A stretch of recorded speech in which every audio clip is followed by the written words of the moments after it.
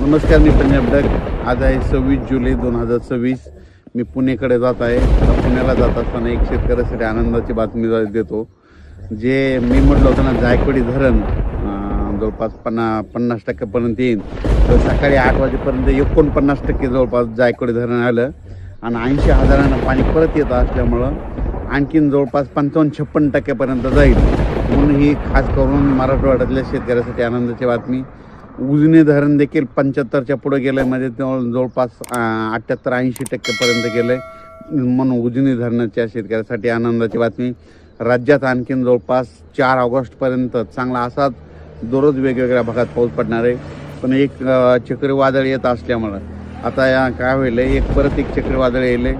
ते पूर्व विदर्भातून पश्चिम विदर्भातून इकडं जळगावकडून असं परत उत्तर महाराष्ट्राकडे जाणार आहे. त्याच्यामुळे राज्यात पुन्हा काही भागात रिमझिम तर म्हणजे विदर्भात जोराचा पाऊस पडणार आहे. म्हणून हा अंदाज शेतकऱ्यांना. नाशिकचे जे भागातले जे शेतकरी त्यांना एक सांगू इच्छितो की आणखीन 4 तारखेपर्यंत पावसाचा जोर असाच चालू राहणार आहे. म्हणून हा अंदाज त्यांनी लक्षात घ्यायचा.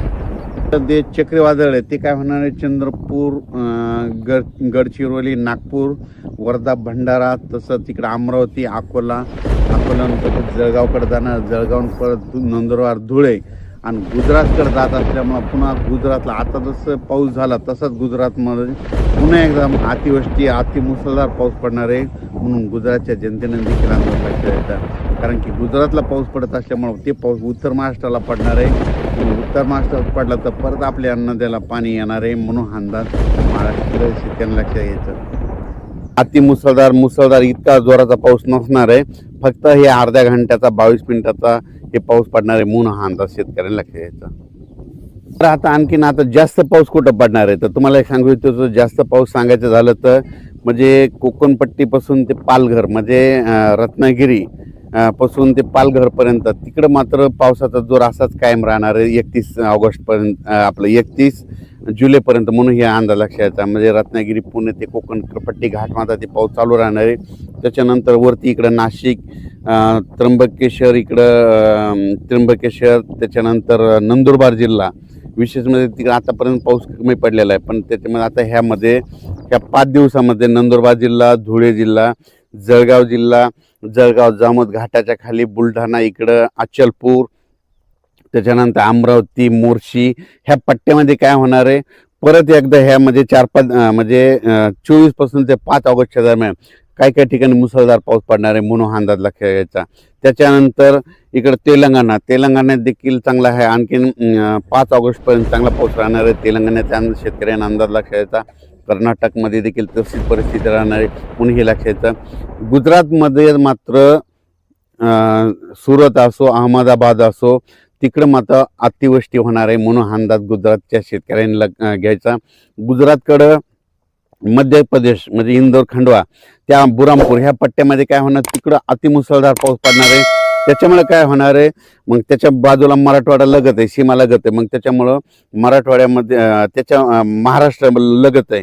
तर बुरामपूरच्या बाजूला मग जळगाव जामोद येतं, इकडं अचलपूर येतं, परतवाडा येतं, त्याच्यानंतर इकडं रायवेर येतं, तिकडं नंतर भडगाव. हे जळगाव जिल्ह्यामध्ये काय होणार, मध्य प्रदेशमध्ये मुसळधार पाऊस पडला असल्यामुळं जळगाव जिल्हा, धुळे जिल्हा, नंदुरबार जिल्हा, अमरावती जिल्हा, बुलढाणा जिल्हा घाटाच्या खाली म्हणून ह्या परिसरामध्ये मात्र मुसळधार पाऊस पडणार आहे ह्या 5 दिवसामध्ये. म्हणून ही अंदाज लक्षात घ्यायचा.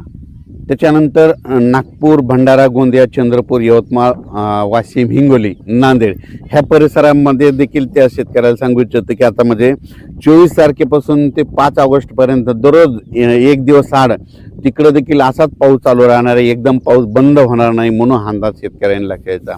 आणखीन जर खूप मोठा पावसाचा जर अंदाज सांगायचा झाला तर आणखीन ऑगस्टच्या मात्र 10 ऑगस्ट ते 15 ऑगस्ट ते 30 ऑगस्टच्या दरम्यान पुन्हा एकदा असाच जोराचा पाऊस महाराष्ट्रामध्ये येणार आहे. त्याची तारीख आपण नंतर देऊ. ते पण त्या भागात राहणार आहे ती देखील डिटेल देण्यात येईल. पण 15 ऑगस्ट ते 30 ऑगस्टच्या दरम्यान परत एकदा राज्यात अतिवृष्टीचा एक पाऊस, पुन्हा एक लो प्रेशर आहे, चक्रीवादळ येणार आहे. त्याचा मी अंदाज देणार आहे.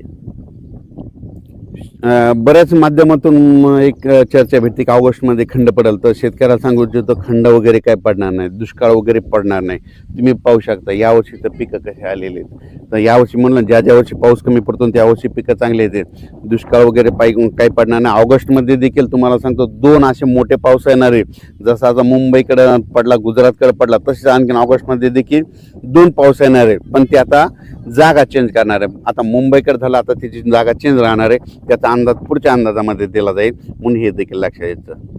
तसेच आपण म्हटलं होतं ना, उत्तर महाराष्ट्राकडे खूप पाऊस पडायला, भंडारदरा, त्याच्यानंतर निळवंडे हे सगळे जवळपासनं सगळे वरचे धरणं भरलेत. आता त्याचं पाणी आता तुम्हाला सांगतो गोदावरी नदीकडे येले. तर गोदावरीच्या गोदावरी नदीकाठचे जे आपले पाळीव प्राणी पशुधन आहे, ज्यांच्या मोटरी असतात, तर तुम्ही आजच्या आज काढून घ्या. कारण की ना जवळपास नांदूर मधनेश्वरमधून 29,000 पाणी येईल.